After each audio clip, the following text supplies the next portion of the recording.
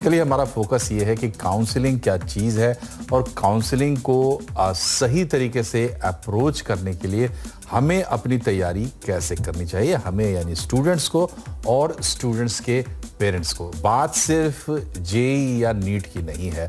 आज की तारीख में ग्रेजुएट, अंडर ग्रेजुएट और पोस्ट ग्रेजुएट के जो तमाम एडमिशन्स होते हैं उसमें ख़ास बात ये है कि आपको रैंक्स मिलती है और कई ऑप्शंस होते हैं, तो आप उसमें चुनाव कैसे करें, इसके लिए अलग से आपको सलाह मशवरे की ज़रूरत पड़ती है और उसका एक ऑर्गेनाइज्ड नाम है काउंसलिंग का।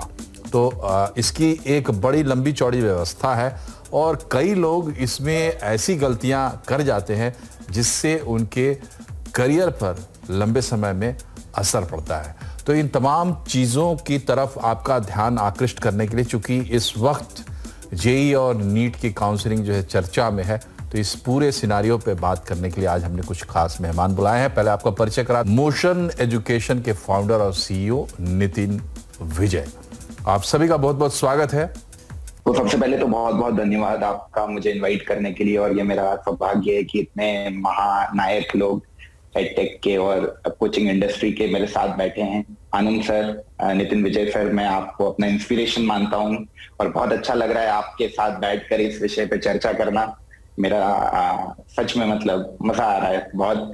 तो नितिन जी से लेते हैं अगला सवाल। नितिन जी, ये बताइए कि हमने अभी तक बातचीत की जेईई के पर्सपेक्टिव में, क्या नीट में या इस तरीके के जो दूसरे जो एंट्रेंस कंपटीशन एग्जाम्स होते हैं, एंट्रेंस एग्जाम सिंपली बोलना उनको शायद नाइंसाफी है जितनी मेहनत बच्चे वहां पर कर रहे हैं, क्या सेम रूल्स सब जगह अप्लाई होते हैं या फिर ये जेईई में ज्यादा मकड़ जाल है, बाकी जगह रास्ता थोड़ा साफ है?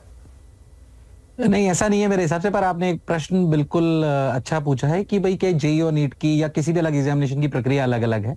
बिल्कुल अलग अलग है। जैसा कि अभी दो मेरे साथियों ने और थोड़ी सी बात उस पर ऐड करना चाहता हूँ। जैसे जेईई में अगर हम बात करें तो अगर आपको क्लैरिटी हो सके कि मुझे 4 साल बाद क्या बनना है, मुझे एमबीए करना है, मुझे जॉब करनी है, मुझे आईएएस की प्रिपरेशन करनी है, उस हिसाब से अगर आप अपने कॉलेज और ब्रांच को निर्धारित करेंगे तो ज्यादा अच्छा रहेगा।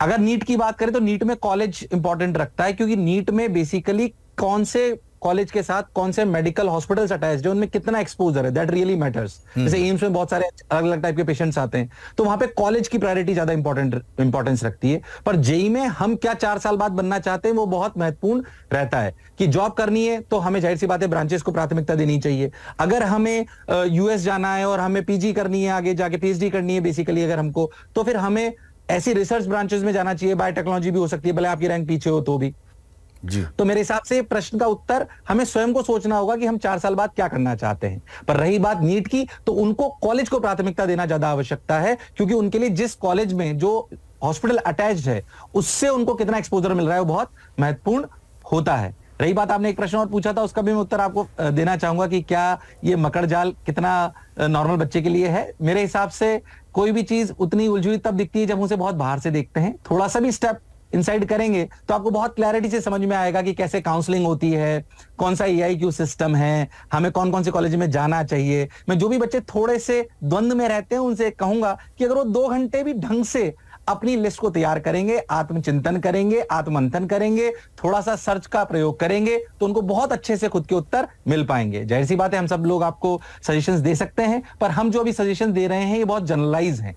अगर हम चाहते हैं कि व्यक्तिगत रूप से हमें कुछ ना कुछ अच्छे सेशन मिले, तो आप अच्छे मेंटोर जैसे कि हमारे जैसे प्लस खुद की रिसर्च दोनों का सही समावेश करेंगे तो आपको हर स्ट्रीम का उत्तर बहुत अच्छे शब्दों में मिल पाएगा। तो नितिन जी, आप ये कहना चाहते हैं कि भले हम इसका जनरलाइज डिस्कशन कर रहे हैं और इसके प्रति बातचीत कर रहे हैं, जागरूकता के लिए बढ़िया है, लेकिन ये प्रॉब्लम इंडिविजुअल हो जाती है स्टूडेंट की और उसको इंडिविजुअली इस पे वर्क करना चाहिए। क्या आप ये कहना चाहते हैं? मैं ही कहना चाहता हूं कि इंडिविजुअली सजेशंस लेने। जैसे मान लीजिए मेरे पास, मैं आपको अभी कल का ही केस बताता हूं। एक बच्चा था जो मेरे पास आया, दोनों की 7,500 रैंक थी। दोनों ने पैसे पूछे, जेईई का एग्जांपल दे रहा हूं आपको, उन्होंने 7,500 रैंक थी, पर एक का ये इच्छा थी कि सर मुझे तो जॉब नहीं करनी, मुझे तो यूएस में जाना है और पीएचडी करनी है। तो मेरा आंसर ये था कि आप भाई कानपुर, लखनऊ, कानपुर, खड़गपुर, इनमें अगर कोई बायोटेक्नोलॉजी वाली जैसी ब्रांचेस भी मिल रही है जो उसको मिल रही थी, तो आप उसको लीजिए और आपको फायदा होगा। दूसरा बच्चा है सर मुझे तो जो है जॉब करनी है सर 4 साल बाद, बहुत पढ़ाई कर ली सर मैंने, तो फिर मेरा उत्तर था भाई आपको कोई भी भले 8वें 9वें 10वें नंबर की आईटीज हो तो उसकी आप जॉब की आपको ब्रांचेस टॉप 3 में मिल रही है, चाहे कंप्यूटर साइंस है, मैथमेटिक्स एंड कंप्यूटिंग है, एमएल से रिलेटेड है, इलेक्ट्रिकल है, इलेक्ट्रॉनिक्स है, जो ये मिल रही है उसको ले लीजिए। तो मैं कह रहा हूं जो भी हमारे मेंटोर्स, जैसे कोई भी डॉक्टर हर पेशेंट की बीमारी को देख के इलाज बताता है, वैसे एक बच्चे की क्या मनस्थिति और उसकी क्या इच्छाएं हैं उसके अनुरूप हमें उत्तर देना चाहिए। तो मैं वापस अपनी बात को दोहरा रहा हूं, पर यह बात थोड़ी सी अलग हो जाती है जब हम नीट की बात करते हैं, क्योंकि नीट में अगर हम बात करें तो 20 अपने एम्स और जिपमर मिला के हमारे कॉलेजेस हैं, उनके लिए प्रायोरिटी पहले रहती है। टॉप 20 कॉलेजेस हमारे अलग अलग हैं, करीब 1,04,000 के आसपास हमारे पास सीटें हैं, उनमें कॉलेजेस को प्राथमिकता देना आवश्यक है, क्योंकि और कॉलेज को प्राथमिकता इस बात में दें जहां पर भले हो सकता है कॉलेज का इंफ्रास्ट्रक्चर थोड़ा वीक है, मेरी व्यक्तिगत मैं बच्चों को सलाह देना चाहता हूं कि भले हो सकता है कि कॉलेज का इंफ्रास्ट्रक्चर थोड़ा वीक हो, पर ऐसे कॉलेजेस को नीट में अपन प्राथमिकता दें जहां पर पेशेंट्स बहुत ज्यादा आते हो। जैसे यूपी के जो कॉलेजेस हैं उनमें बहुत ज्यादा पेशेंट्स आते हैं, डिफरेंट वैरायटी के आते हैं, तो उनकी बहुत बहुत प्राथमिकता रहती है। तो उनकी कॉलेज की प्रायोरिटी इस बात पे निर्भर करती है कि उन हॉस्पिटल्स में कितने मरीज आ रहे हैं, कितने डिफरेंट टाइप के मरीज आ रहे हैं, क्योंकि उतना ही ज्यादा डॉक्टर को एक्सपोजर मिलता है और एक अच्छे डॉक्टर बनने के लिए शायद हमें एक्सपोजर की बहुत आवश्यकता है। जी तो अभी नितिन जी ने अच्छा बोला कि भाई आप इस बात को ख्याल में रखिए कि आगे भविष्य में क्या करना है, आपको साइंटिस्ट बनना है कि आपको सिविल सर्विसेज में जाना है या हम लोग जैसे टीचर बनना है। ये बहुत, अगर टीचर बनना है तो मैथमेटिक्स 5 इयर्स कोर्स ले लीजिए, और आपको नौकरी करनी है और 5 इयर्स कोर्स मैथमेटिक्स ले रहे हैं या फिजिक्स में ले रहे हैं तो आप एक सीट बर्बाद कर रहे हैं किसी अच्छे मेधावी बच्चे का। तो अपनी क्या इच्छा है आगे भविष्य में बनने की, उस पर आधारित डिसीजन लीजिए। दूसरा सवाल नितिन जी आपसे, ये अब देखिए 12-13 लाख स्टूडेंट अपीयर होते हैं और कितना रैंक होता है जिसके लिए हम सब बातचीत कर रहे हैं, इधर बैलेंस करो उधर बैलेंस करो, इस तरीके से करो।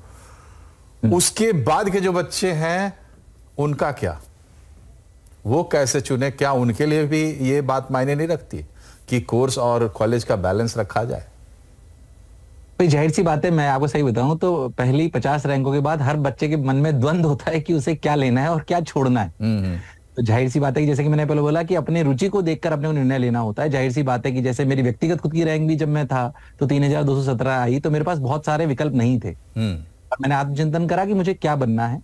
ऐसे ही में जो भी बच्चे जिनकी 15,000 रैंक आई है, 16,000 रैंक आई है, 20,000 रैंक आई है, क्योंकि इन्हीं के परिप्रेक्ष्य में शायद आप बात करना चाह रहे हैं, तो उसी में मैं आपको उत्तर देना चाह रहा हूं कि जो 15,000 के बाद वाले उनके लिए द्वंद ये बड़ा होगा, क्योंकि शायद उनको बहुत सारे कॉलेजेस नहीं मिल रहे होंगे। पर इस मंच से उनको कहना चाहता हूं कि अगर आप 15,000 के बाद वाले रैंक वाले बच्चे हैं और आप 12वीं के साथ ही हैं, तो मेरी व्यक्तिगत राय होगी कि आप 1 साल और खुद को समय दें और फिर से तैयारी करें, और विश्वास माने कि ऐसे बच्चे जो 15,000 से 25,000 30,000 के बीच के बच्चे होते हैं, ये अगर 1 साल और तैयारी करते हैं तो इनकी रैंक अंडर 5,000 आने के चांसेस 90% से ज्यादा होते हैं। ये हमारा व्यक्तिगत अनुभव और इतने वर्षों का अनुभव है जी। इसमें जो बच्चे 12वीं के बाद वाले हैं जिनका लास्ट चांस था, उनको जाहिर सी बात है कि जो कॉलेजेस की लिस्ट है इसमें बहुत सारे एनआईटीज की आखिरी रैंक वाले बच्चे भी होते हैं, क्योंकि 31,000 के आसपास हमारे पास सीट्स हैं आईआईटीज, एनआईटीज और ट्रिपल आईआईटीज को मिलाकर। तो अगर आपकी रैंक 15,000 से 30,000 40,000 के बीच में है, जो कि 44,000 बच्चे जो कि क्वालिफाई करे गए हैं, उनको कुछ ना कुछ मिल सकता है। तो जाहिर सी बात है कि आपको फिर से वही चुनाव करना है कि मुझे क्या क्या मिलना है।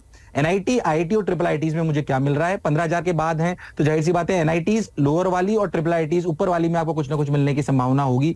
फिर से खुद से यही सवाल पूछें कि मैं व्यक्तिगत रूप से 4 साल बाद क्या बनना चाहता हूं, उसी हिसाब से अपने कॉलेज, सिटी और अपनी ब्रांच का निर्णय लें। इसमें 4 कैटेगरी में जनरली बच्चा फॉल करता है। क्या वो एमबीए करना चाहता है, क्या वो यूपीएससी करना चाहता है, क्या वो जॉब करना चाहता है, या वो पीएचडी करना चाहता है। इन 4 कैटेगरी के हिसाब से निर्णय लें। बहुत स्पेसिफिक होकर शायद यहां पे बोलने में समय निकल जाएगा तो मैं बोल नहीं रहा हूं, पर इन चारों स्ट्रीम में से आप क्या बनना चाहते हैं उसको चुनिए और अपने कॉलेज की लिस्ट बनाकर आपके आसपास जो भी हमारी तरीके के मेंटोर हों उनके पास वो 5 ऑप्शन लेके जाइए। सही सवाल उनसे पूछिए, मैं ये बनना चाहता हूं और ये मेरे 5 विकल्प हैं, कौन सा सबसे बेहतर विकल्प है। आपको सही निर्णय लेने में बहुत आसानी होगी। ठीक है, बहुत बहुत शुक्रिया आप तीनों का हमसे जुड़ने के लिए और इतने अच्छे विचार रखने के लिए। और चलते चलते एक सुझाव मेरी तरफ से कि चाहे आपकी रैंक काउंसलिंग की बात हो या ज़िंदगी के किसी भी क्षेत्र की बात हो, इन्फॉर्म डिसीजन लीजिए।